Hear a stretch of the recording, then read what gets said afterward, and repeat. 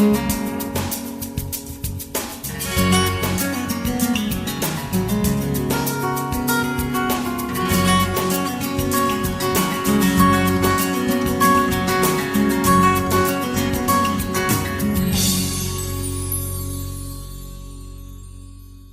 day, everyone, and welcome to this GIS report. I am your host, Laura Lee Dawson, Information Officer with the Ministry of Communications and Works. The goal of the Virgin Islands Fire and Rescue Service is to protect life, property, and the environment. In keeping with this goal, VI Fire and Rescue Service has taken a proactive approach to continuously enhance the quality of service they provide. In connection with this goal is the celebration of Fire Safety Awareness Week 2014. Here to talk about Fire Safety Awareness Week is Acting Chief Fire Officer Mr. William Penn and Leading Fire Officer Gaston Walters. Thank you, Mr. Penn and Mr. Walters, for joining us today. You're welcome, and thank you for having us. Thank you.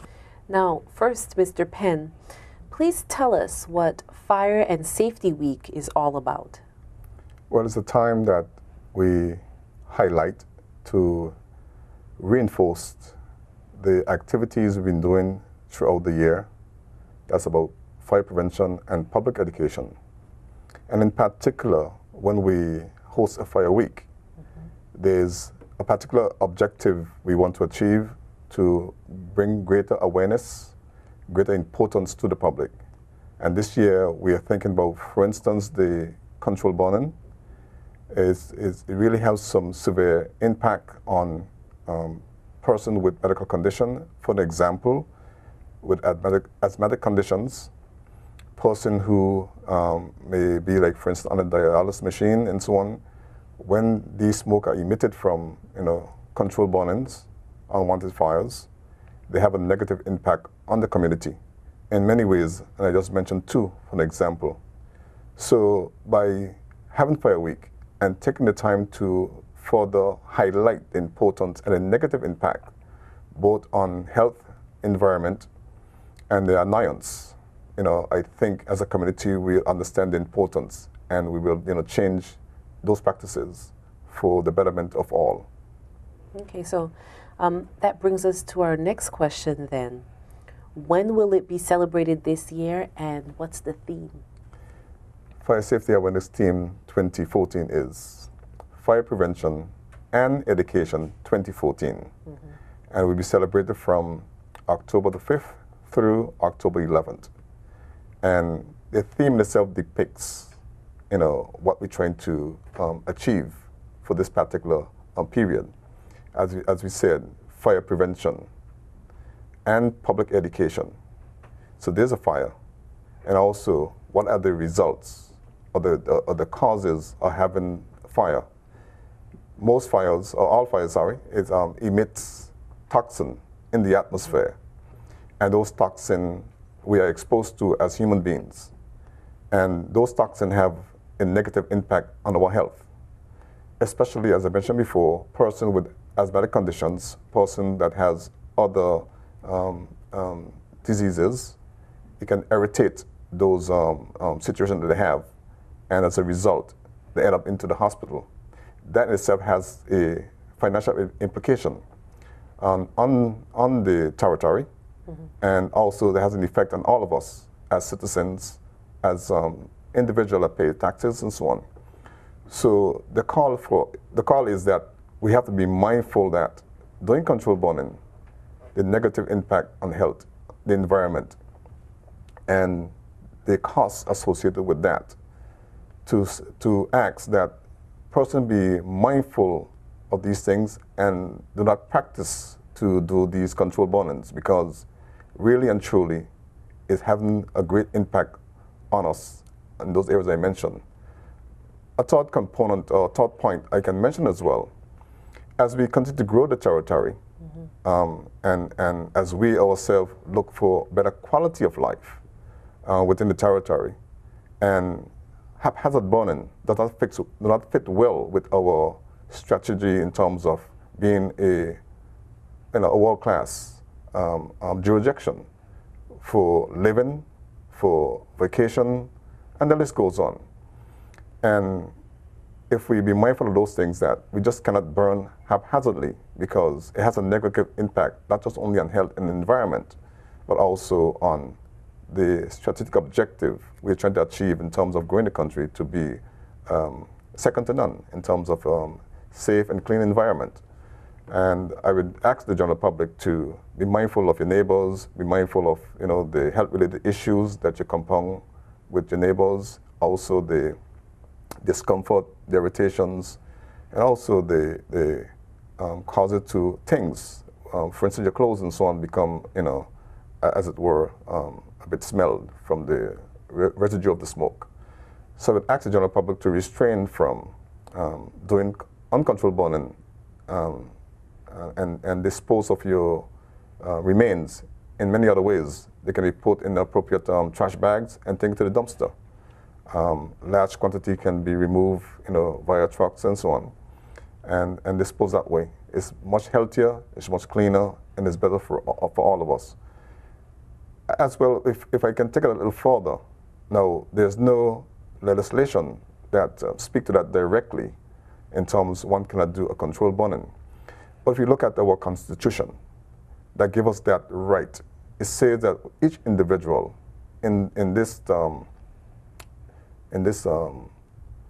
domain, in British Virgin Islands, we're entitled to clean environment. And when you look at the definition of the clean environment, we're going to speak about clean air, sustaining life, not just life for present generation, but generation to come, and so on. So it's saying to us we have a responsibility and an obligation to ensure we do not impact the environment that give us various illnesses.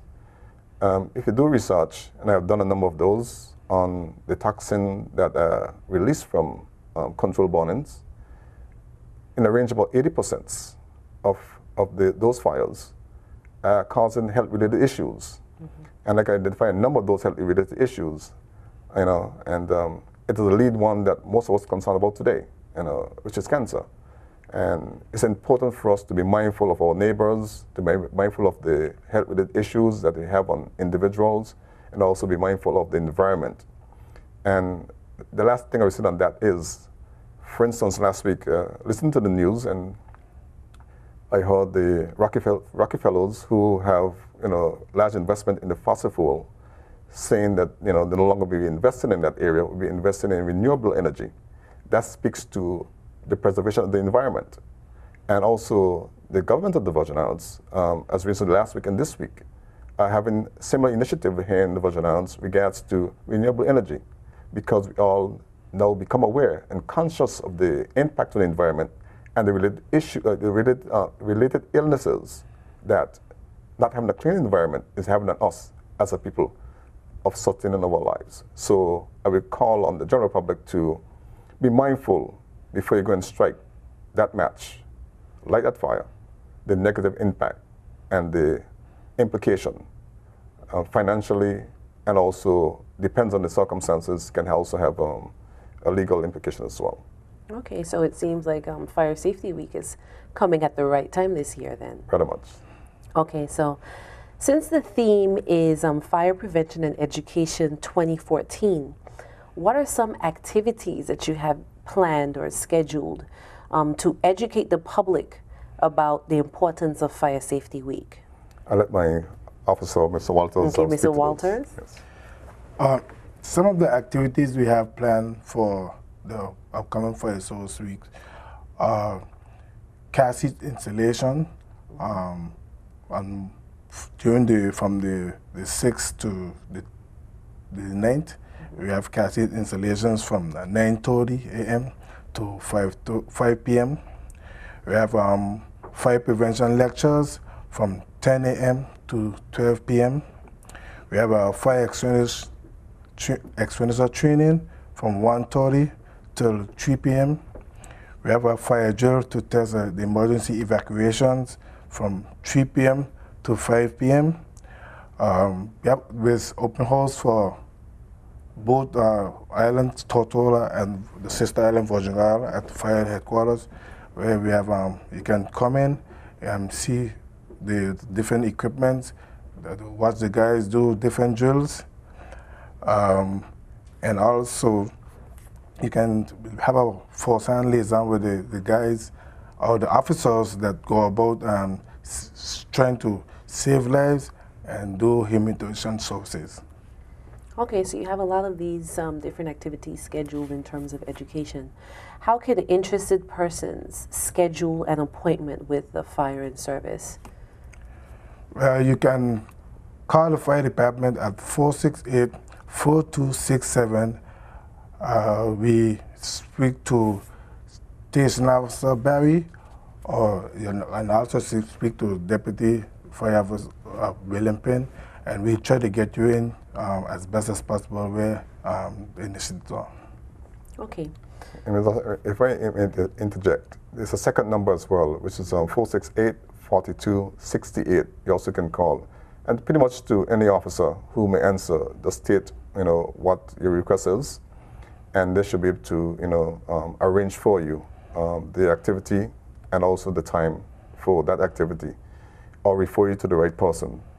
I must highlight as well, as Mr. Walter spoke about the different activities, fire prevention training. He also spoke about lecture presentation and so on. That in itself speaks to the part of the theme, educating. And the more people are aware of the causes and the proactiveness to prevent unwanted fires, the safer our community will be. And I think that's an important opportunity for the public to become involved, especially if you have fire extinguishers within your home or your businesses, school, wherever it may be, and you're not quite clear how to use and operate those, then here's an opportunity to do that. I must highlight, it's an initiative that we have ongoing. However, we could never do enough of that, because we all know an effective firefighter has to constantly reinforce his competencies by constantly training in all of the elements or all of the areas he has previously studied to ensure he's continue effective when he called upon to perform his duties. Hence that providing the training, and organizations and school, homes and so on, parents becoming exposed, again, you're maintaining your competency, because when an emergency do happen, oftentimes person are overwhelmed by the circumstances, and they tend to go into a panic or a frenzy and unsure what to do. But the more you practice it, the more you rehearse it, become a acceptable norm. Just a quick reaction, and you do it without realizing it. So I will encourage constantly practicing, constantly use of the training that we offered to ensure that you retain it, and also you're comfortable in doing it, if and when called upon to do so. This has been part 1 of a 2-part interview for Fire and Safety Awareness Week 2014. Join us next week as we discuss some of the social activities and competitions in the conclusion of this interview.